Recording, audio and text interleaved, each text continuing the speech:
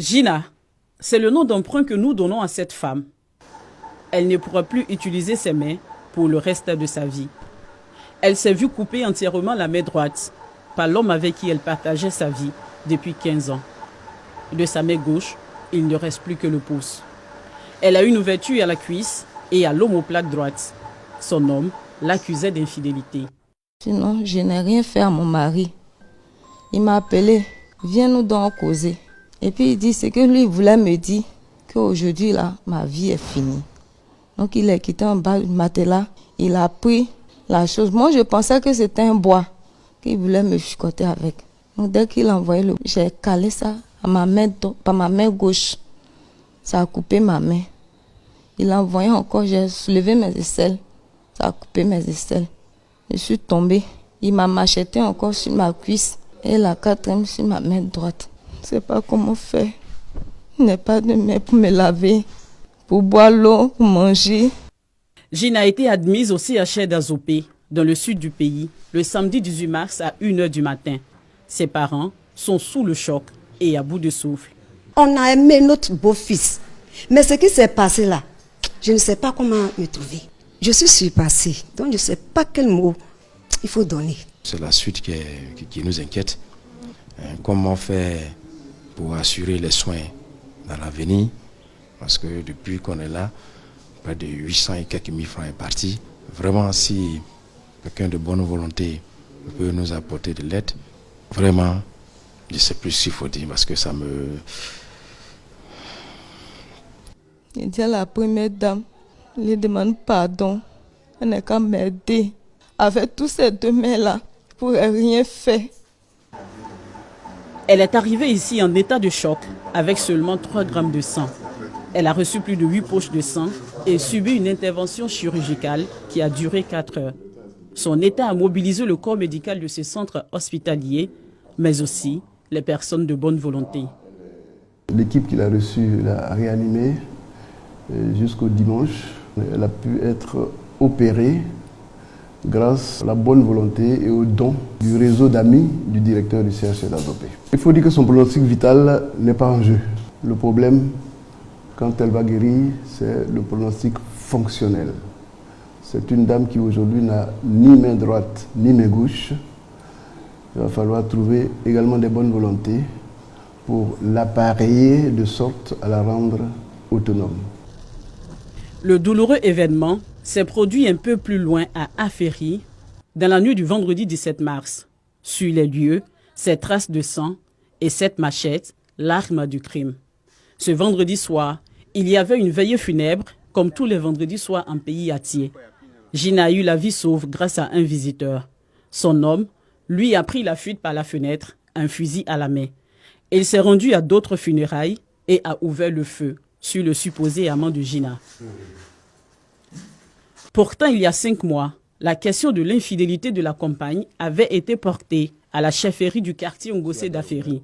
L'homme menaçait déjà de sectionner les mains de sa femme. Les mots qui sortent de sa bouche là, vraiment, ça fait peur. Je vais te couper la main. Comme tu as les oreilles dures, je vais t'amputer les mains. Et là, le chef lui a dit que ce n'est pas possible. Il ne peut pas amputer une main à cause de l'adultère. C'est sa belle-mère même qui a apporté l'affaire devant le chef.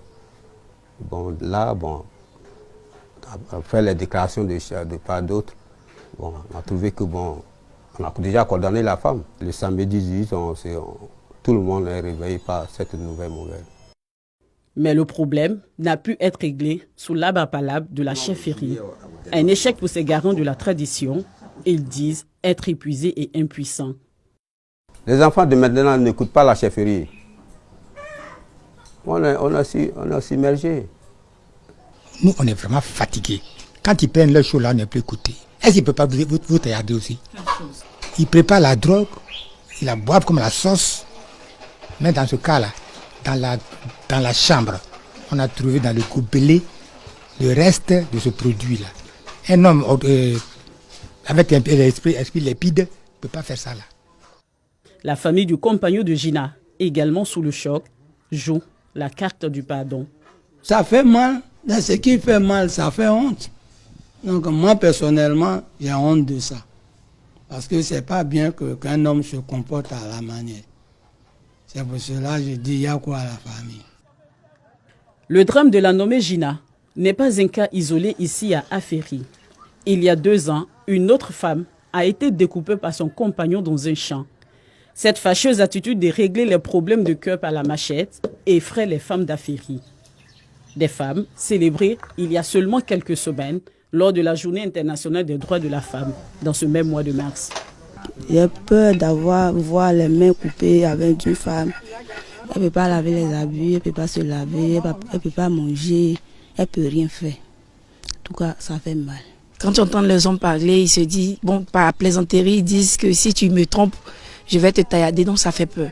C'est difficile encore pour certains, surtout nous les jeunes filles, de nous mettre en relation avec nos frères Aféry. Venez nous aider. Quand je passe, ça me fait mal. Avant, Aféry n'était pas comme ça. Maintenant, Aféry est devenu un coup de machette. Devenez, nous les femmes, on souffre. Venez nous aider. Nous les femmes, on souffre présentement. Quand je vois le doigt de ma fille, ça me fait 2 jours, 3 jours, je ne dors pas.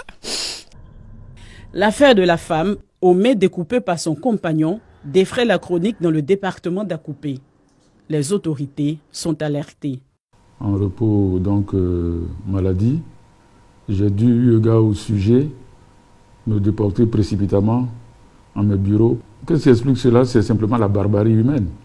Nonobstant les efforts d'un de leurs fils illustres, le Premier ministre Patrick Achi, qui était encore ici avec nous pour la prière à Aféry le dimanche 12 mars. Je ne puisse pas comprendre que des chefs qui sont régulièrement aux côtés du préfet, on leur explique, autant que faire se peut, le comportement qu'il faut avoir. Mais ils s'adonnent à des tribunaux d'exception. Nous allons encore accentuer la sensibilisation, mais cette fois avec la farouche volonté de mettre hors d'état de nuire ceux qui s'adonnent à ce genre de pratique.